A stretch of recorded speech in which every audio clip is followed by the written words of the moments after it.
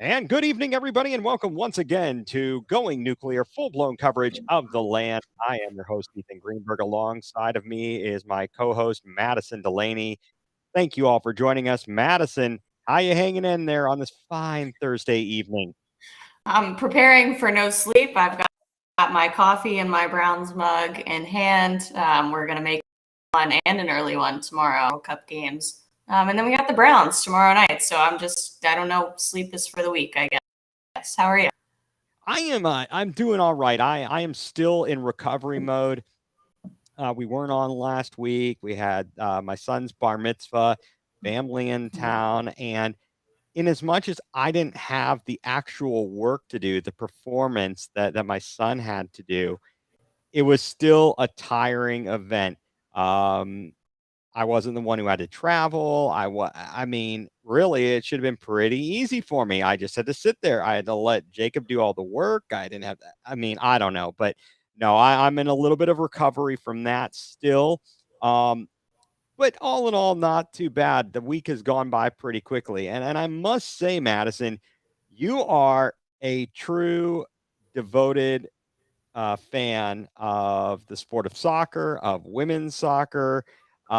For you to lose sleep watching the World Cup in games that don't involve the United States is just a true sign of dedication. I'm impressed with that. I got to give you kudos for that effort there.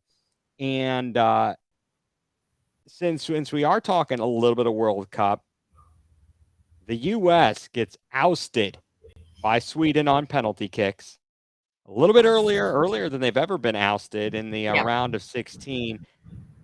And I guess my first question, or something that came over my head, over my wavelength, was: is it a matter of the other countries, the competition catching up to the U.S.? Was it a letdown by the U.S.? Were they not prepared well enough, or was it a combination of things? It's certainly a combo of things. I think without a doubt, you've got some countries who have put in the work and invested in their women's game. Japan is a great example. They've invested, they've competed really at the younger age youth national World Cups. And, they've got a lot of young players now that are on the senior team, why they're pretty much ice skating through every team they played, including Spain. And so it's partly that. Of course, you've also got Jamaica, who's not getting any backing. They had to fundraise. They made it to the round of 16. To some degree, with the Federation in 2019, I think rallying cry, and everybody kind of bonds over that fact and it together, like, most teams wouldn't be in those situations. And of course, there's a lot of tactics. I think that we have room to beef over, I guess. I don't think Ko will the World Cup. He's thinking games between the Olympics and the World Cup and in U.S. women's national team soccer. That is not going to get the job done for sure. There's so many questions. I could go on and on about that. I mean, he brought a bench that he didn't trust, apparently. And I think he relied a little too heavily on some of our veterans when we should have gone younger in some cases. So I don't think it's a case we have the talent. I think they showed that. They switched the tactics up for the last game, played much, much better. Should have won that game, definitely played well enough to win, and lost by the absence of margins in that game. But I think Tobin, Kristen Press said it best. Like we didn't lose the 2 millimeters mile when you can sit of the tournament. So it's disappointing for sure. I think they'll bounce back. Last time we skied PK Cup, we ended up winning the next two. So we'll hold on to that. Hey, I think that's a good attitude. That's definitely a positive attitude, and something that we've probably talked about before. And I know, and in fact, I'm pretty certain we talked about this when we were talking to Kia about a month or so ago. We were talking about the state of soccer in the United States. Mm-hmm. And as I was just speaking to you and wondering why it is that the U.S. women's team, it seems like the other countries are playing catch up to the U.S. women's game. Mm-hmm. Why hasn't the men's game been able to excel and get to a higher level?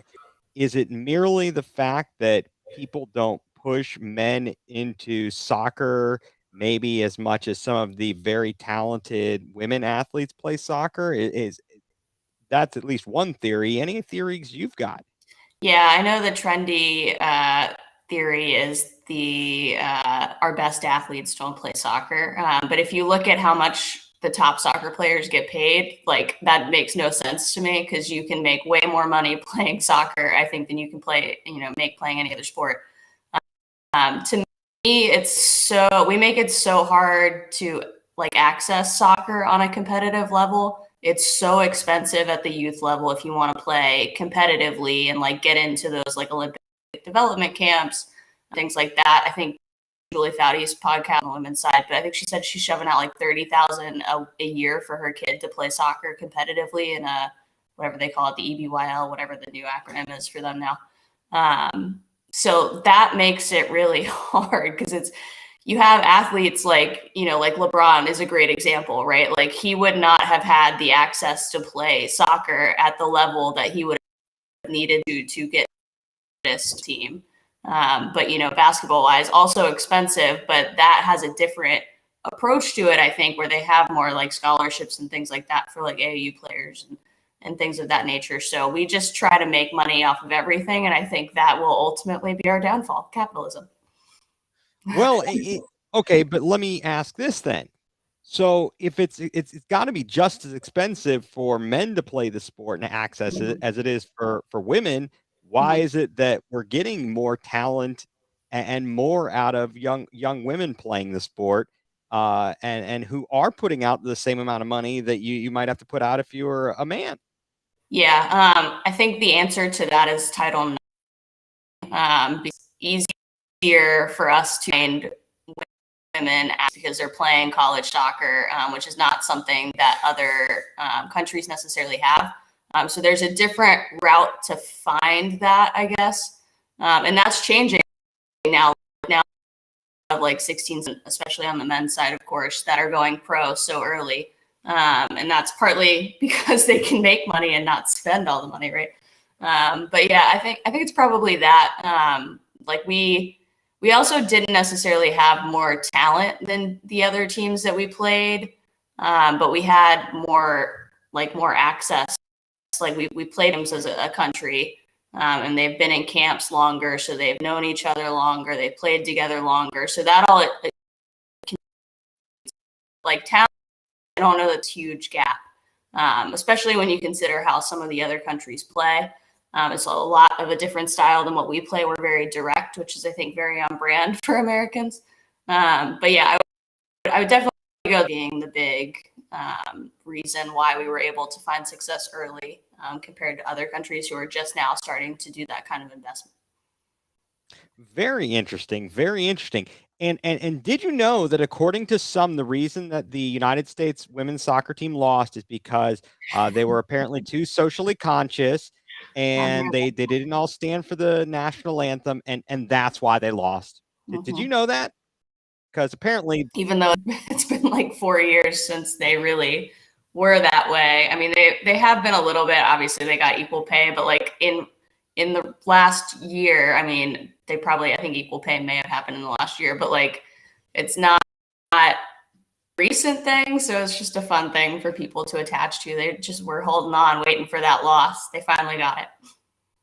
yeah, it's crazy to me. And I saw that kind of rhetoric and BS after the team lost.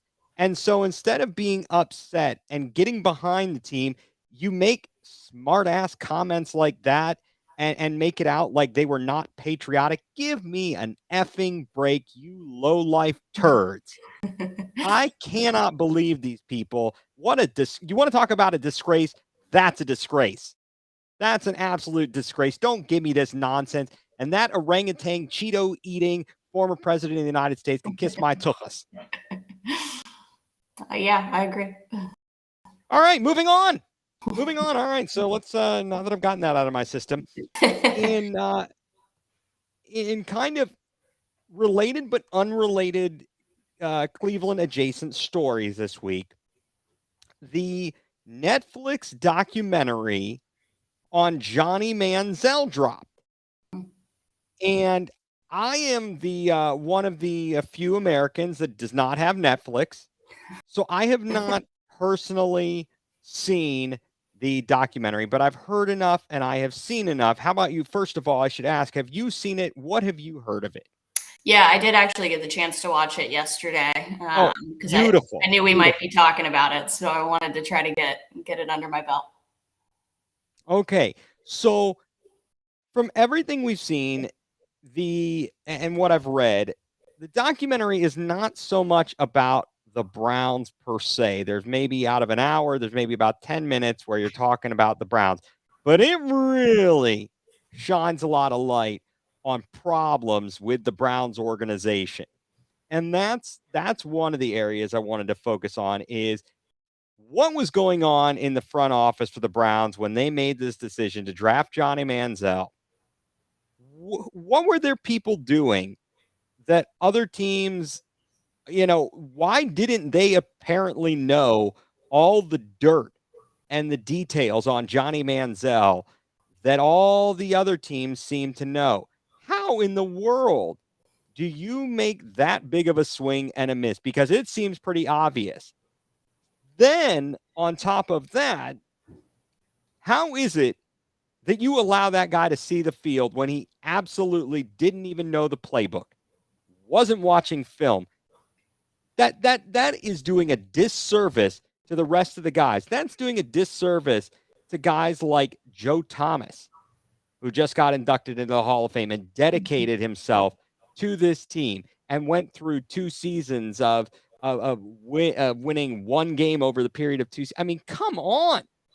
This is absolutely crazy. So I guess again, the first thing is, what the hell were the Haslams doing? Yeah, I don't really, and maybe I'm the outlier. I don't necessarily feel like it was like the Browns not doing their homework. I mean, I think in part they did take a swing on like a high risk, high reward type of player because he didn't Okay. really watch film at A&M either. Um, so hinder him, I guess. He obviously had his issues, but they were talking about leading up to the draft how he was, trying to get sober, and he was doing really, really well. And then the week before the combine, I think it was that he had kind of fallen off a bit. And the part that I thought stuck out to me the most was that he went to his workout in front of the Browns, private workout, and he got so drunk the night before that his wide receivers didn't make it to the workout, and so he was throwing to his agent and like a trainer and stuff like that. But he said like, "Oh man, I killed the workout," and I'm sure he probably did because that's how he operated for so long. I don't know. I just don't feel like put a lot because there were just so many people that enabled him, and I don't think that any of them were honest one around them because they were also trying to protect themselves, right?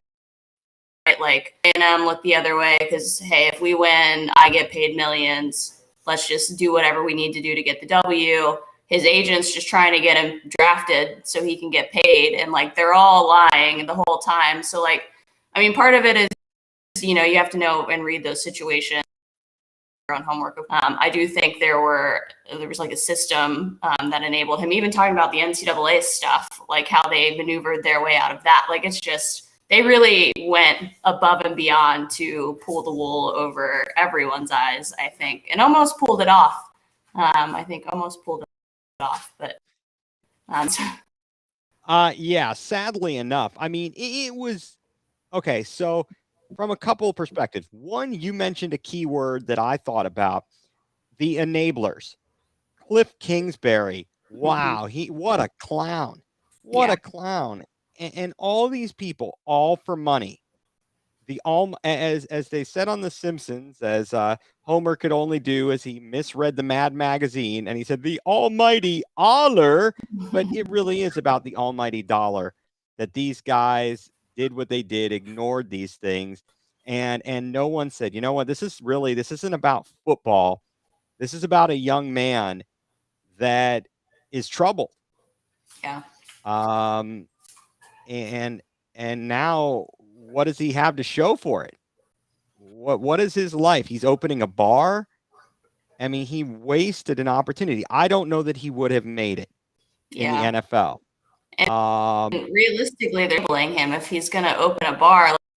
Yes. Like, is that there for him? And no one's telling him no. And that's the problem, is he's never his life. And it is sad because it's all a cry for help. And I think that's pretty obvious in the documentary, but no one seems to.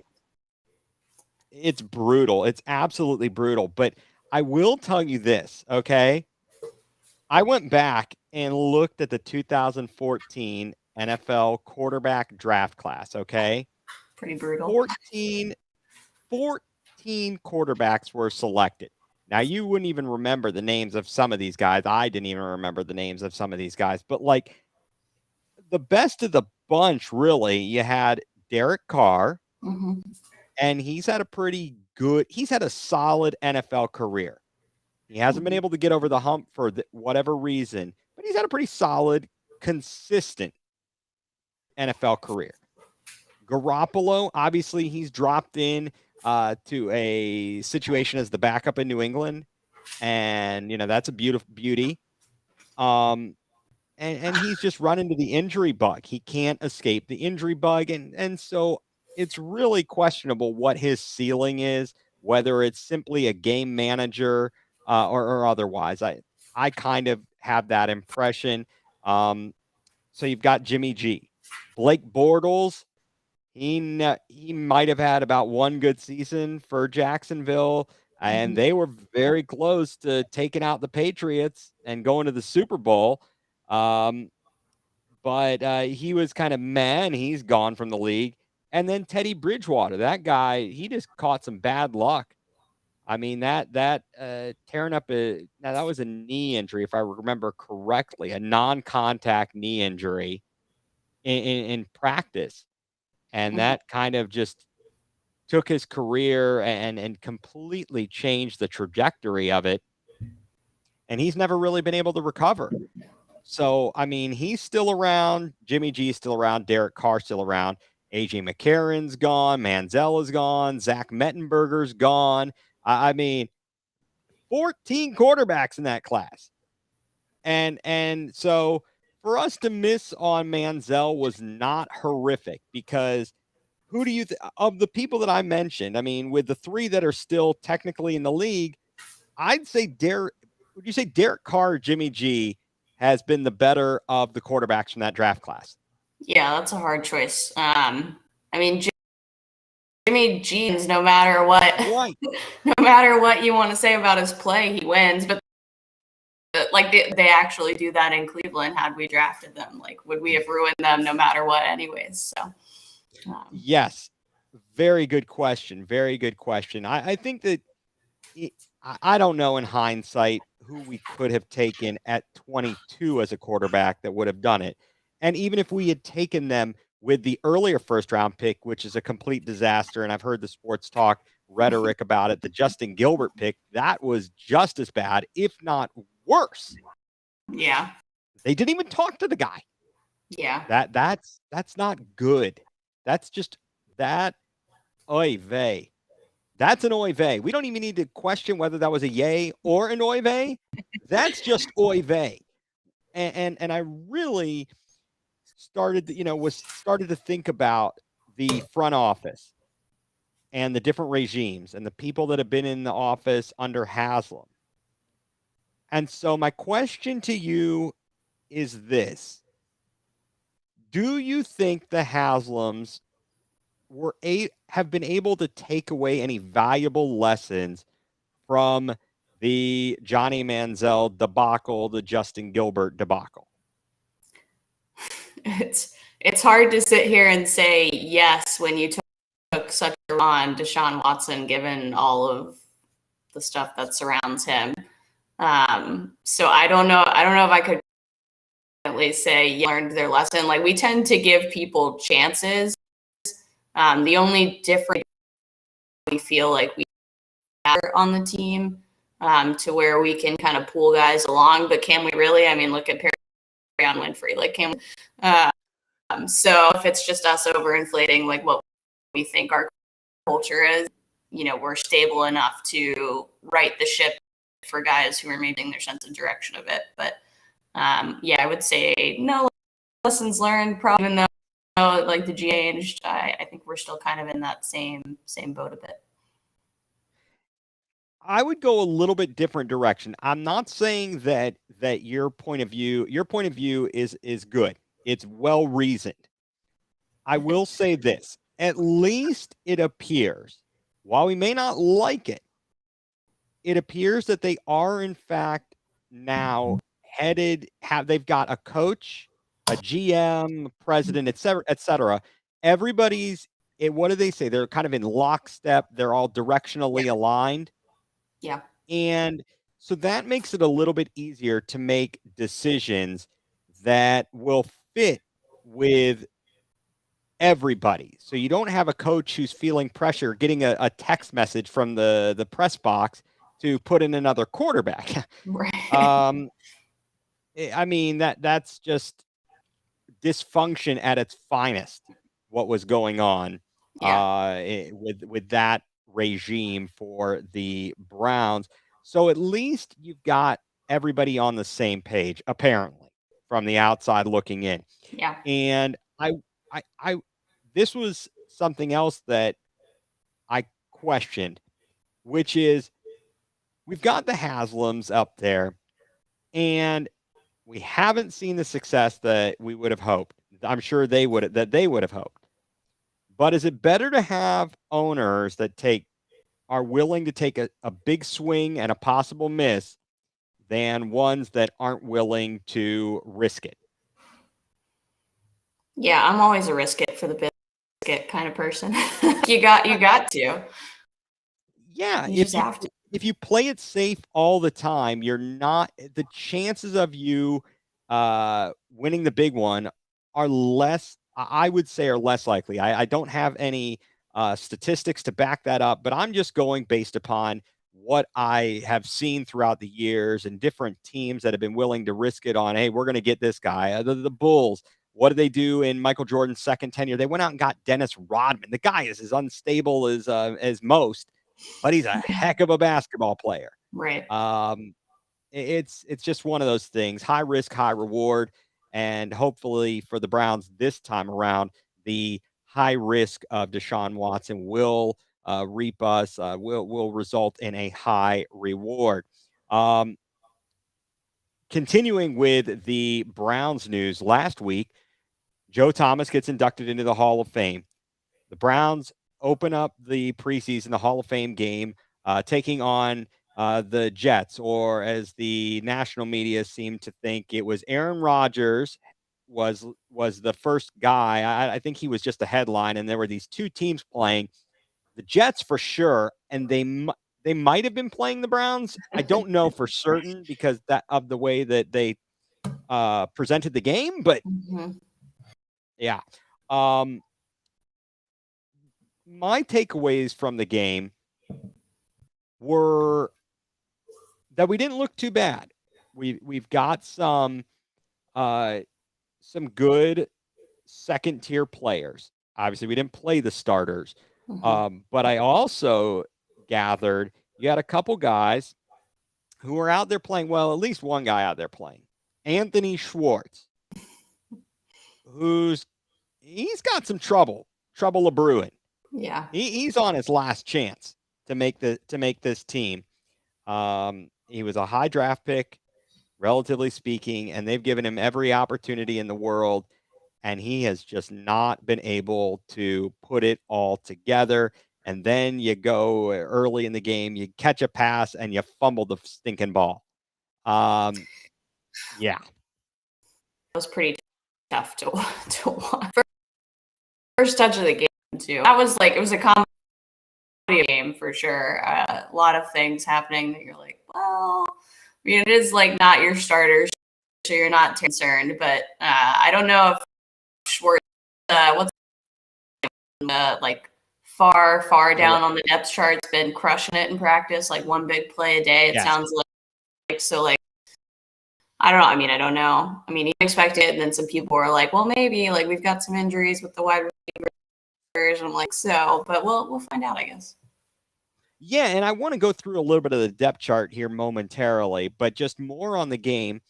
You've also got on the kind of also on that trouble side of things, potential worry and concern is Cade York.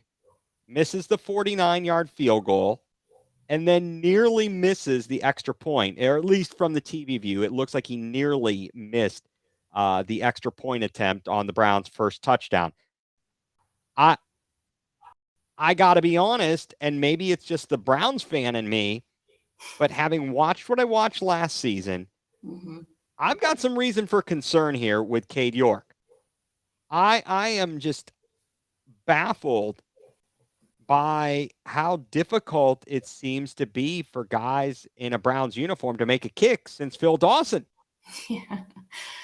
Yeah. I think Chops was the one that said, I think he's been a trainer most days. Look like he's not missing in practice. Like he's nailing everything from all of that.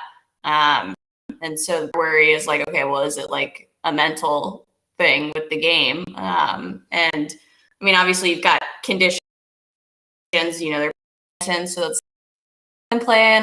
So I don't think you can really put it on that for that miss. But obviously, the last thing you want is for a kicker to have a mental side of the game fall apart. You can't really have that since you're only pretty much in high pressure moments. So it is a little concerning, I do think, but we'll see how he does the rest of the preseason. And if they haven't brought anybody in yet, I don't think they're worried in terms of competition, but it does make you question. It certainly does. And two things. One is that I think it may have been Emmett Golden commenting something like he was trying to compensate for the winds of Lake Erie and he's 60 miles south, in the Hall of Fame game. That was kind of crazy there and kind of funny too. But it is going to be telling to see how he kicks at the at Cleveland Browns Stadium tomorrow night, because most of his misses were at Cleveland Browns Stadium last year. He did not have he had a very poor percentage kicking all year. He may have been the worst, or one of the worst, if not the worst in the league last season. And the Browns can't have that because too many games are decided by a field goal, an extra point. That could be the difference between winning and losing. And they've got to be able to rely on this guy. I know that not everybody is going to be Justin Tucker. Not everybody is going to be Adam Vinatieri or Steven Gostowski. I mean, I get it, but this guy's got to be more reliable than Zane Gonzalez. He's got to be better than Cody Parkey. How about Seibert? Can he be better than Austin Seibert? I mean, I'm about to go, and maybe we need to go get Lou the Toe Groza out from the grave or wherever he, and have someone come and kick straight on. I really don't know. It's not good, and I'm not really sure where that is. As they were discussing today on the radio, it's almost worse if it's between his ears. Yeah. And it's not mechanical. Yeah. How would you deal with it from, I guess, something like basketball when you shoot a free throw? If you suddenly get the yips at the line, but you're mechanically sound, how do you correct for that? Yeah. I don't think I had like the access to, but I thought it's become pretty popular, but I think you need a sports psych. Like you just need someone who can help you process what's happening in the game. And like that way you can put yourself in the right mental state when you need to perform. Now are leaning on sports more than previous. Like there was, obviously there's a stigma around psychologists. But when, it's the difference between winning and losing a game, like people are like, okay, well, maybe I'll consider it. So I think you need a sports psych. I'm assuming they have. I would hope they have one. If not, they should watch Ted Lasso because Dr. Sharon did wonders for that team. Really? Really? All right. I'll take your word for it. But I do actually, interestingly enough, one of my childhood best friends growing up, he is a sports psychologist. Oh, really? And we might have to call him in at some point this season. He's a bit of a character. I've got some good stories about him, but I might have to call him in just to get his recommendations and thoughts on what is going on in a player's mind when they have to approach these high leverage moments. Yeah. And so that's something to be watched out there. In other moves, and so for the Hall of Fame game, you come away with a win. The defense did. I gotta say, I was a little bit disappointed in the special teams play. Yeah. Kickoff, punt. Kick coverage was not good, Right. and we nearly let the game slip away to the Jets. And I just was having nightmare flashbacks to all of last season. But they did what they needed to do. Again, we're talking about the backups against their backups. And it was nice to see them. I know it means absolutely nothing, but I'd always rather see them win than lose. And they came out of it not too banged up, so I think that's a good thing. And going into tomorrow night, this week, the Browns added Shelby Harris yesterday. Formerly last season, I believe he was with the Seahawks. He was part of that 2017 draft, but he was drafted a little bit later. How about 213 picks later? He was the 235th pick, seventh rounder to formerly the Oakland Raiders, now Las Vegas Raiders, out of Illinois State, the Redbirds. And Shelby Harris, defensive tackle. His stats are not overwhelming. They're not horrible. However, I initially looked at the stats and was thinking, oh, this is not that great. But apparently he graded out for whatever Pro Football Focus is worth. He graded out better, I think, than any of our interior linemen. Wouldn't have been hard. It was not. Right.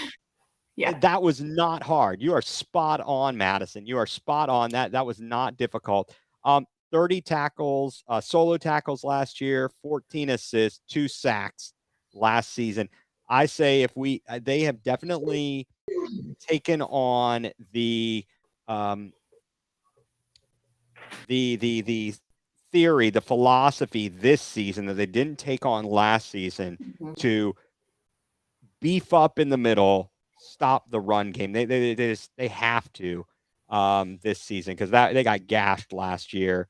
And quite frankly, I think that although it probably resulted from a difficult situation with Perion Winfrey being released, I think that Harris, although he doesn't have maybe as much upside and isn't, an unfinished product, I think it's going to be more helpful for the team having a savvy veteran in there.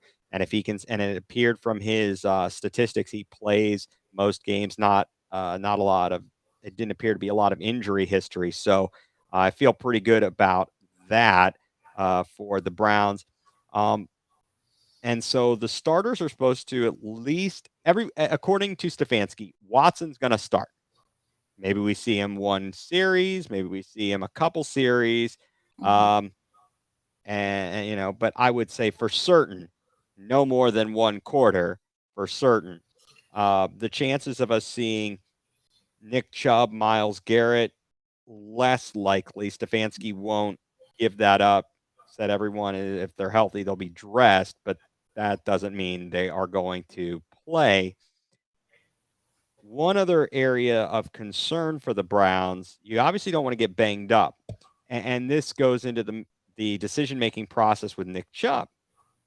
Jerome Ford goes down with an injury. He's slotted in as second string behind Nick Chubb for running back. And I don't know about you, but I have not seen any official word on how long he may or may not be out. We just know it's a hamstring issue. If he is going to miss any weeks during the season, do you think the Browns need to reload, add a veteran to that running back room, or are they going to be okay with Chubb, Felton, Hassan Hall?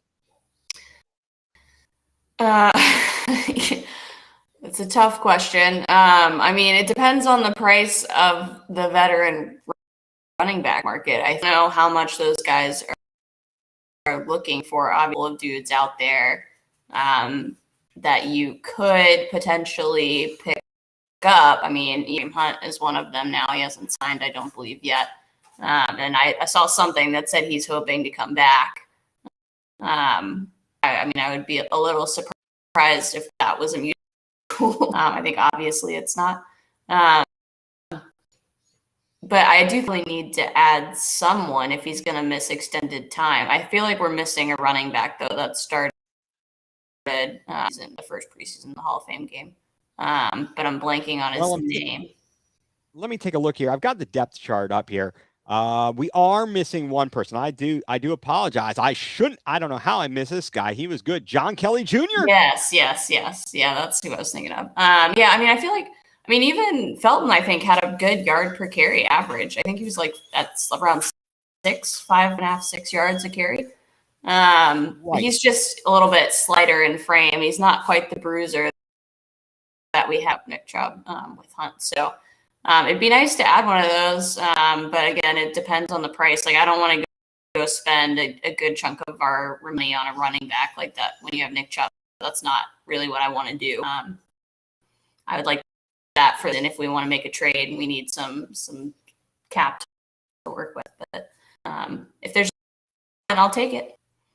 Yeah, I mean, it's possible it's one of those things, and it might be the philosophy of the front office that they may say to themselves, look, we have such an ability to play well on the offensive line that we can make even the most mediocre running back look really, really good.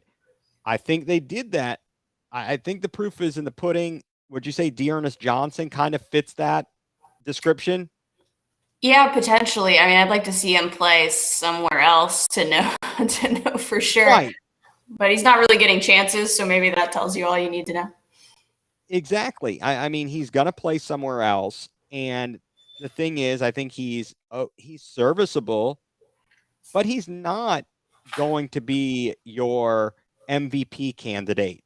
Right. And maybe not. He's not going to be looking to break the all-time rushing record for a season. But he took advantage every opportunity he got when he was put on the field. I think that may be what the philosophy and the thought process is for the coaches. Bill Callahan is just, we are so fortunate to have him coaching the offensive line. And speaking of the offensive line, DeJuan Jones, he played the entire game, all 74 snaps. And according to the stats, he played like a perfect game. I'd say that if they get him into shape, and when I say get him into shape, I mean, we're talking, it's a relative term. But I think that could be a really big key component going forward, literally and figuratively. Yeah, that's very true. Yeah, I mean, I think we're looking to draft him with the idea that he could take over eventually. So to see him play is obviously good. And yeah, to your point, like the linemen are probably more in shape, especially NFL linemen, more in shape than they just carry more weight so they can move bodies out of the way. So yeah, but it seems like he's working hard. So hopefully we'll see it pay off in a little bit of the distant future. I don't necessarily want him to have to play right away because that means we have injuries, but nice to have a competent backup. Right. And I was just reading Mary Kay Cabot's story from this afternoon. She was talking about some of the depth on the offensive line. And actually, apparently, not only is DeJuan Jones showing up nicely, Bill Callahan, there was a mention about Tyrone Wheatley Jr. also doing a nice job. And I think there was one other that they mentioned. And if they could, he said if they could carry 5 tackles into the season, that'd be pretty good. That would be pretty good. So Yeah. I like that. I like hearing that. Bill Callahan knows what he's talking about. He's been around enough people and Right. seen it all. I'm gonna have to trust him. There are certain coaches who you don't know if you trust them Yeah. and their judgment, but I'll trust Bill. Yeah. I like Bill. I like the product that he has put out on the field. That wide receiving core. Um, I think that it's going to be might be dependent upon what Marquise Goodwin's status as to whether Schwartz makes his team or not. I think that there's a lot of upside in Cedric Tillman. Mm. I think David Bell, he's got a little bit longer of a leash. Yeah. His skill set is different, a little bit longer of a leash. I'm looking at this wide receiver chart and the depth chart, unofficial, of course. You've got Elijah Moore. Your number ones are Cooper, DPJ, and Elijah Moore. I think that's pretty set. Then behind them, Jalen Darden. I believe I read he's even been dealing with a little bit of an injury bug, according to Mary Kay. But you got Darden, you've got Cedric Tillman, and you've got David Bell. Then they list in the third string of wide receivers Schwartz, Mike Harley Jr., and Jakeem Grant. Now, I think you're going to need Jakeem Grant because you're going to want him in the return game. Right. And I think that maybe Schwartz could climb up on Jalen Darden, but something's going to depend on Marquise Goodwin. And like you said, the outliers, Austin Watkins Jr., he's really made a heck of an impact. Maybe he's somebody, I don't know if you're going to be able to sneak him onto the practice squad. Yeah. That might prove to be difficult. So we shall see what the Browns do. And another tidbit of interesting news today and over the past few days that's kind of come out is discussion about Joe Burrow's health and whether or not he's going to be ready to go for week 1. Now, I heard the rhetoric that we want to take on Joe Burrow. You want to beat the best. You know what? A win is a win. At the end of the day, they don't give a crap in the standings if you beat the backup quarterback or the starting quarterback. You got to win the games. Right. So I don't care who's under center. And if it gives us a better chance to win to have some backup no-name quarterback, if it gives us a better chance to win if Trevor Siemian is taking snaps, I was going to ask. be it. I didn't even know who their backup was. I wasn't sure. I wouldn't have known had I not listened to the radio today, but it is in fact Trevor Siemian. You win the games, and as they discussed today, sometimes you catch the breaks, sometimes you seem to not catch the breaks, and things don't go your way. This would seem to be a chance, an opportunity for something to start the right way for the Browns. I'll take it however we can get it, and it is what it is. I'm not sitting here going, oh boy, I hope Joe Burrow is injured. Yeah.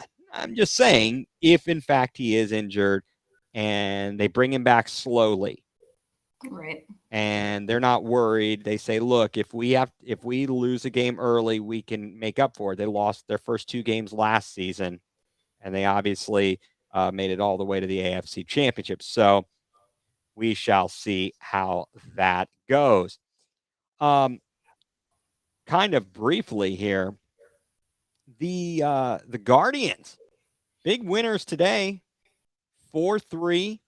Noah Syndergaard picked up at the trade deadline with a victory, and a couple of young players, some kind of prospects, Brian Rocchio and Jose Tena. I didn't get his name pronunciation.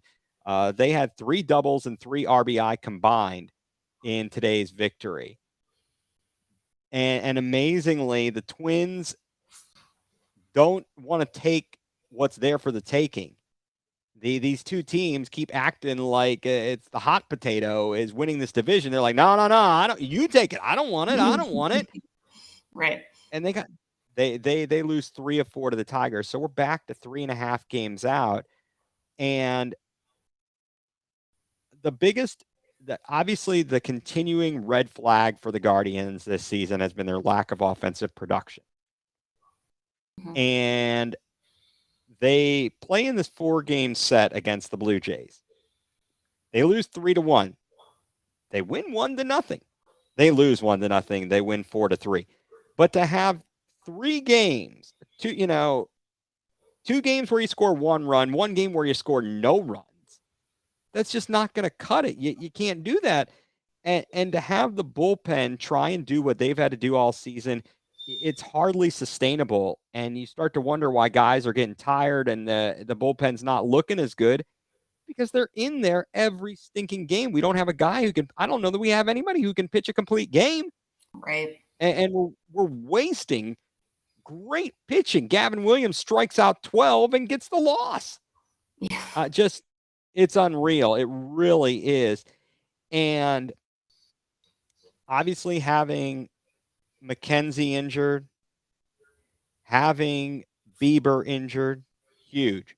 Cal Quantrill he got shelled in a minor league start, and he just doesn't seem to be what he was last season. And then we trade Savali. I mean, it's hard. It would be interesting, certainly, to see how this team's trajectory, how their direction would have changed this season had the pitching staff remained intact. But I will say that on the positive side of things, you look at the rotation, you've got Tanner Bybee, Logan Allen, Gavin Williams. You still got Tristan McKenzie, and I don't know what's going to, if they have to do the Tommy John surgery, if they haven't done it by now, he's going to pretty much be gone all next season too. Right. But you at Yeah. least have Bobby, Williams, Allen. And then you still have Bieber. And I think that he may have enough to offer. If you can work him, maybe you're not counting on him to be your 7-inning ace, but I still think he's got some stuff. Do you trade him? I don't know. And last week we weren't on. The trade deadline was Tuesday. This past, I believe it was Tuesday, August the 1st. And people like myself, I lost my mind at the moves they made at the deadline. You thought, okay, maybe they're gonna try and make some moves to better contend to win this division and maybe make some noise in the playoffs. They get rid of Rosario, we bring back Syndergaard. But then they trade Savali, who, albeit is not going to be the guy to win a Cy Young, he is not got, the next thing since sliced bread, or the best thing since sliced bread, but he was pitching the best out of any pitcher. And you trade him for prospects, guys we've never heard of. And then you basically say, look, this Josh Bell thing, that it just wasn't working for us, and you let him go and opt to bring up some other young players to try and fill those roles. My gripe with it is this, and we've talked about where we thought they might end up, and neither of us felt they were going to be good enough to win the World Series. But it's a little bit different than when you stink in football or you stink in basketball and you're moving up in draft position, and that one player could change the future of your franchise. Mm-hmm. They're not that bad. They're middle of the pack, and I don't know Right. that some being a few games worse is going to make that much of a difference. So you're kind of saying to yourself, like, look, if we get into the playoffs, maybe we can make some noise. But we did absolutely nothing in the short term, at least, to address the major issue, which is the bats, the lineup. I mean, to make a really bad joke, Jose Ramirez's right hand hook on Tim Anderson was about the best hit the Guardians have had all season. And so from your perspective, were you disappointed with the moves or the lack thereof that the Guardians made at the trade deadline? I guess for me, where I am, and maybe a little bit more time to like let things play out and see how we end up. But in my mind, we're no worse for the wear, right? We're still kind of like hovering around the 500 mark. Like sometimes we can hit, the time we can't, that kind of thing. And I mean, if you got some prospects back, and we've talked about obviously like prospect in Major League Baseball, it's so different when you got to go through the farm system and do that whole thing. I mean, I don't hate it because you're kind of in the same spot you were, I guess. Nothing really got better, but it got worse. I mean, you're kind of just hovering around that same spot. Your point, like back is probably the hardest place if you're not getting that like top, top, especially baseball, so kind of its own thing. But you're not necessarily attracting the top talent either because they don't know how close you really are. So we all know that they don't take picks on free agency. So they've got to find a way to move out of the middle. If there was a move to be made at this trade deadline, that would have done that. I mean, I'm just kind of about it, I guess. Where no better either. It's just kind of same old, I guess. How I feel. Yeah, I was a little bit. I guess I was disappointed that not only did they not, they traded away some guys who arguably we can replace pretty easily. Replacing Rosario, he certainly had the ability to hit, but his defense was so lackluster, it really was a glaring issue. Josh Bell wasn't swinging a good bat. We got freed up some money on that deal. The Savali thing, I think only because of the circumstances currently, where you're still contending for the division, and he was pitching well, that you let him go. Although in his debut, he didn't do so well. And I think this weekend, the Guardians will face Savali for the Rays. This is going to be interesting for the Guardians. They're not out of it yet. Every time you think they're out, the Twins and a win here and a win there start to pull you back in. That give you some glimmer of hope, because making the playoffs is still, at the end of the day, is where you have to get first in order to make it to the World Series. You got to make it in. And so it is what it is. But I do know that one thing you and I went back and forth about was my perspective on the outrage by Guardians fans over the local of the media coverage of the trade deadline moves, and the fact that they then went out and got no hit in Houston, and essentially interpreting it as you guys don't, first of all, and this is really, and let me be more direct. This seemed to result from, or were responses to, a rant by Tony Rizzo on ESPN Cleveland concerning that no hit. And he said, basically, look, that was a middle finger to upper management. And some people interpreted that as he was saying they went out there and did it on purpose. I didn't interpret it that way. I interpreted it as a bunch of guys that were kind of deflated. And in fact, Antonetti and Chernoff flew down there took an impromptu flight down to Houston to talk to these guys. And my opinion is that, in as much as that state, ESPN Cleveland, talks about the Browns, they are in fact the home of the Browns, not WTAM, who is the home of the Guardians. And generally speaking, for Cleveland, for their sports purposes, the Browns are a bigger business than the Guardians. It's just the way it is. But for people to act like the media is rooting against the Guardians, I thought that was maybe taking it too far. But I don't know. You and I kind of went back and forth on that, and please, point out the flaws in my thinking. I don't know that there are flaws necessarily, but I think my retort was that I feel as a Bass player, like I feel like some of the takes from Browns fans on the Cavalier are just wildly outrageous and factually incorrect most of the time.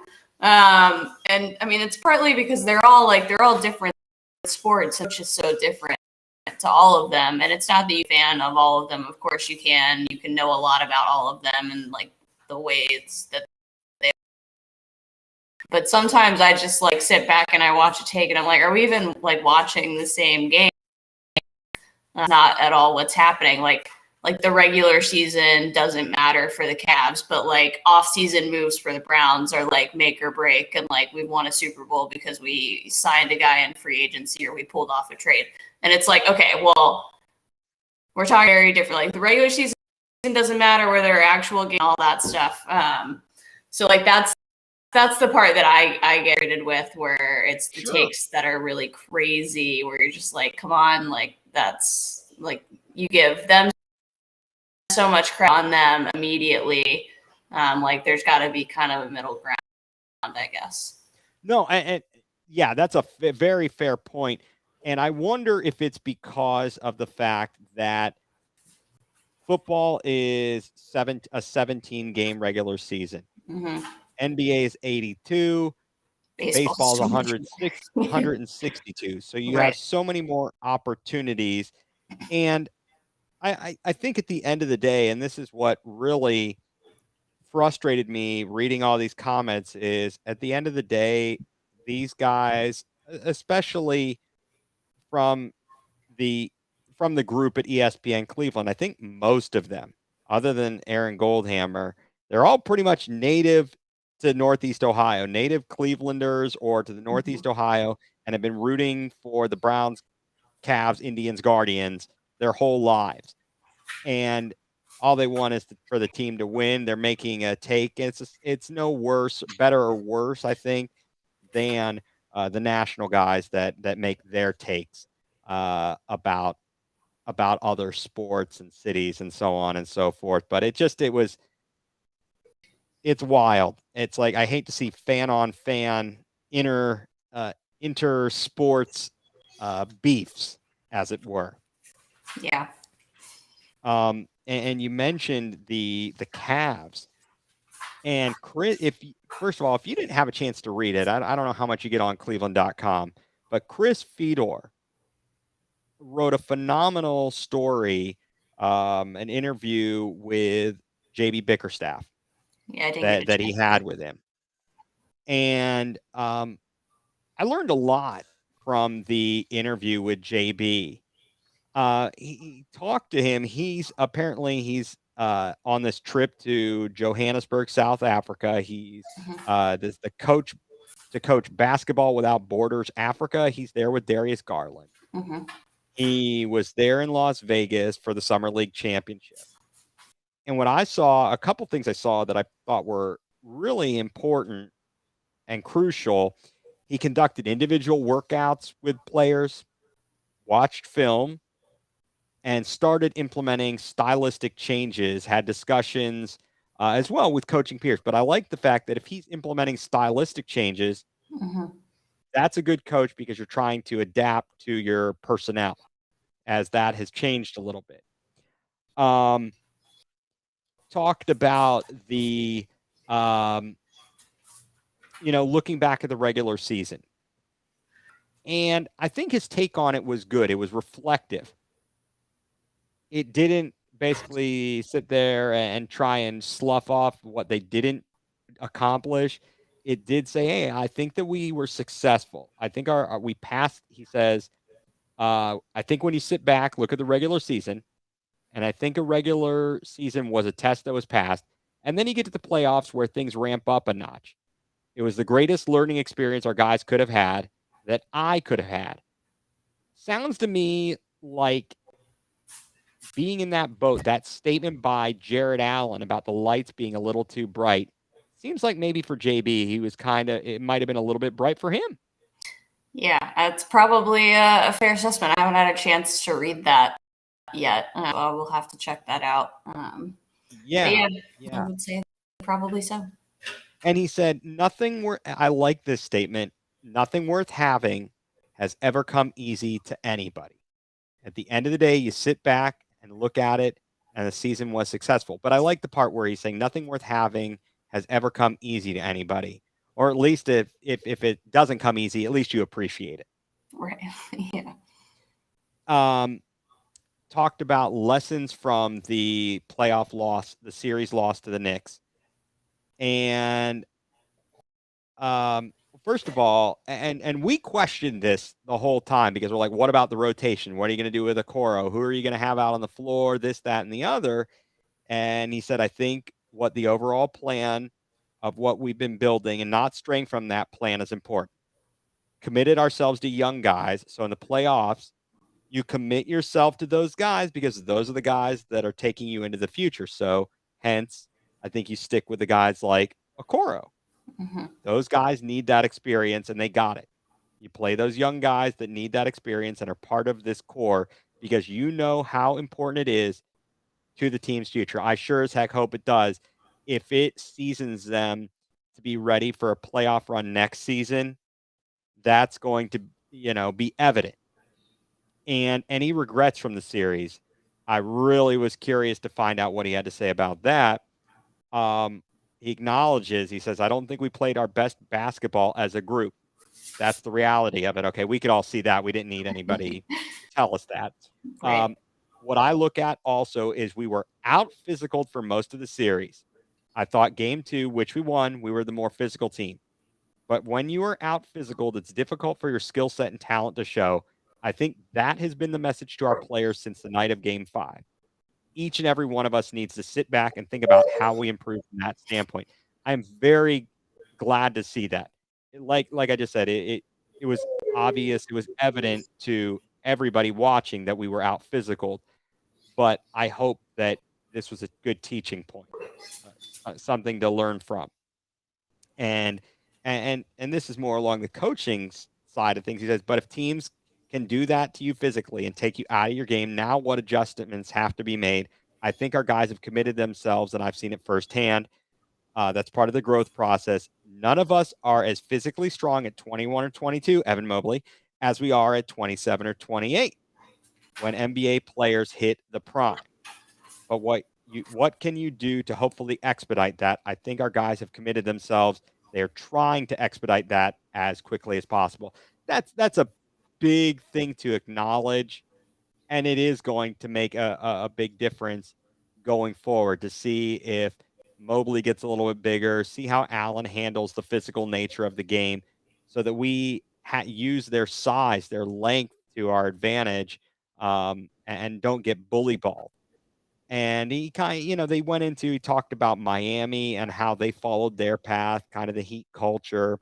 Went into a little bit about the additions of Strus and Georges Niang and how they could help change things. He said, I don't want to give away too much, but the spacing on the floor becomes different. The attention that goes to those two guys because of George's career 40% 3-point shooting and Max Strus's ability to make shots off the move. Defenses have to make different decisions now than they had to last year. And that is going to make a big difference. That's going to open up the driving lanes for Garland and Mitchell. And then the last thing, which I was kind of curious about because I keep seeing these headlines and I lose my mind. I don't know about you. All this nonsense talk about Donovan Mitchell's commitment to Cleveland and a connection to New York and so on and so forth. Um, he talked a little bit about that and the time he spent with Donovan up in Connecticut after the season and how Donovan is doing all the things he's asking him to. He was with us in Las Vegas, stayed longer than most. He worked out with the guys and went to dinners. The things we asked him to work on over the summer. We watched him do those things, and I have seen him implement those things from an individual standpoint. All those things tell you that Donovan is all in. So I think that the long and the short of it, for me, my takeaways is that JB isn't in some false sense of reality. He sees the issues. I think that that's a good sign because sometimes you start to wonder. You go, "Hey, look, what are you doing out there? Yeah. Are you going to make the right changes? Are you going to push the right buttons?" And you lose your confidence in them, like we were talking about earlier with the Bill Callahan thing, and how it's like I feel like I've seen his product and seen his work. I trust him. JB, I sometimes wonder. Kevin Stefanski, I wonder. Yeah. Tito, not so much. So, if you get a chance to read that, definitely do so. It was really good, and I will be very curious to watch the preseason because if you didn't know this, Ricky Rubio has stepped away from the team to focus on his mental health. Right. Now, my question would be, if he steps away and decides to leave the team, how does that impact the rotation? Does that open up cap space to bring in a veteran? Do we save that money and wait a little down the line? If so, who do we bring up the ranks? Who can step into that role? These are all going to be things to watch here in the coming in the next couple of months when cap season gets underway. Yep. And lastly, but not leastly, in Cavs news, did you see Carrot Laverse got his watch stolen? I did that.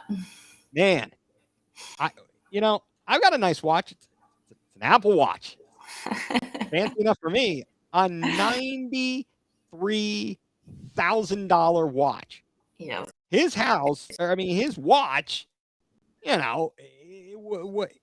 for crying out, $93,000.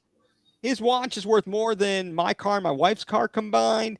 It's crazy. A Peugeot. Oh, c'est français. With Mr. Fancy Watch there, got his watch stolen during a gathering, a little soiree at his Los Angeles home. Feel bad for him. Hopefully they find that. And presumably, if you have a person in your home, you know them, right? Generally, yeah. Generally, it feels like an episode of After Party on Apple TV, except no murder investigation. It's just a robbery. Thank goodness. Thank goodness. We're just talking about a watch getting stolen here. So yeah, that's a bit of bad luck for Karras. Hopefully that won't be too much of a bad time for him. All right. Bad joke. There we go. All right. So I think we've covered a lot here. Madison, can you tell me what has you going nuclear this week? Yeah, I think I want to use this time to just promote the World Cup. So the U.S. women are out. There's a ton of great, talented and young players who are super exciting to watch. I would argue, probably, especially in this, much more exciting than the U.S. to watch. Actually, you've got 18-year-old Linda Caicedo playing for Colombia. She's actually an 18-year-old survivor. Maybe the best goal of the tournament against Germany. It was really unbelievable. Colombia is just a total joy to watch if you're looking for an underdog to root for. They have a really good chance to knock out England. Australia is trying to win on home soil. Sam Kerr is back. I'll always root for that. It's like a 1999 moment, I think, for Australia. So I'm kind of rooting for that to happen, although I wouldn't be mad at Colombia. Spain and Japan are just a joy to watch. We're not going to talk about Sweden. It's too soon. And I mean, France and England are obviously two of the favorites. They've got great talent on their teams as well. A little bit of a different style teams, but a lot of fun to watch. And we also won't talk about the Netherlands because we don't really like them either. But there's tons of good players. I hope people will tune in, even though the hours are a little crazy.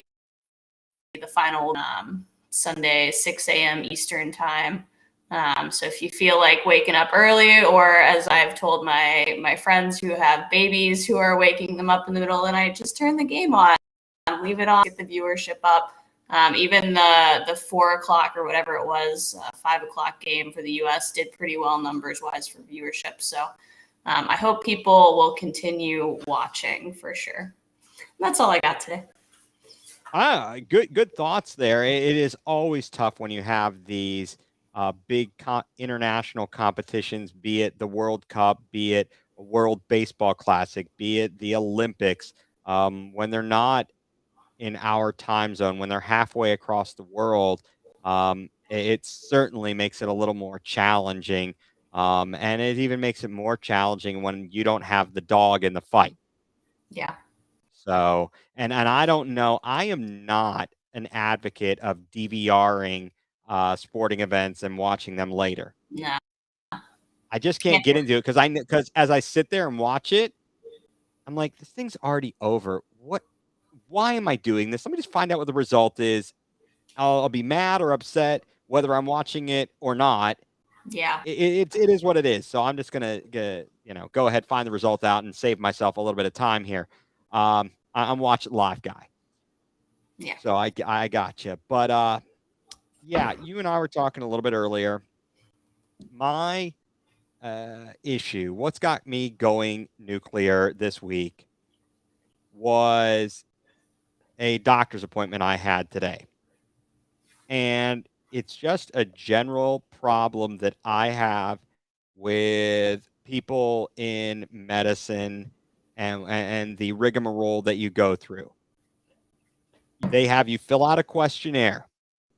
They have you talk to a nurse, and then you talk to the doctor or physician, whoever the provider is, and they act like they have no clue what's going on. They've never looked at the notes, and they're oblivious to the situation, and you got to explain it a third time, if not a fourth time, what your symptoms are, what is going on.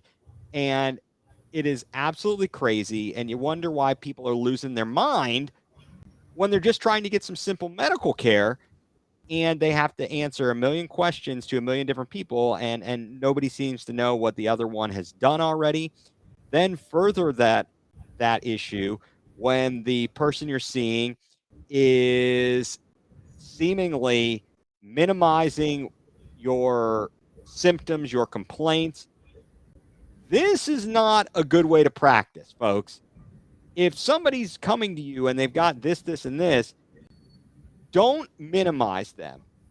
Don't talk to them like they don't know what they're talking about, or give them a medical definition that where you're not on the same page. To me, tired, sleep, fatigue, I define it one way. To you, you define it another way. And if you would listen and you would have read the questions, the answers to the questions, you would have known what I was talking about. And instead, it just became a very frustrating experience. And I feel that is something that unfortunately happens far too often in our society, when we go to receive treatment, when we go to get a car repair done, whatever it is, people don't seem to listen. And then they can't communicate to another person saying, hey, this is what the person has told me. Here it is. And I don't understand what the deal is. Why can't we get it right? Why can't we get it right? So It'd be too easy. it would be too easy. It would make my life far too easy. And that, Madison, is what has me going nuclear this week. So we've got Browns tomorrow. See what some starters do, and I don't know what else is going to happen in the next 7 days, and we'll come back. We'll sure something. Never a dull moment. Yeah, there is never a dull moment, and yeah, we'll see. The start of the Premier League is this weekend, and unfortunately, it appears that Harry Kane is going to be, in fact, going to Bayern Munich, and I'm sure Tottenham season is now right down the crapper. So that's kind of disappointing, but we'll be there. We'll watch it, maybe not as intently as I otherwise would have, and with the hopes of sitting atop the top of the Premiership. But it is what it is. So we'll have more to talk about next week. As always, thank you so much for all your insights and takes. get some rest. Well, get some rest where you can. When you're not watching soccer and other sporting activities. Yeah. And then we'll do it all again next week. Yeah, we're rested. There's more days in between games next week. Excellent, excellent. So for Madison Delaney, I'm Ethan Greenberg, and you have been watching Going nuCLEar, full-blown coverage of the land.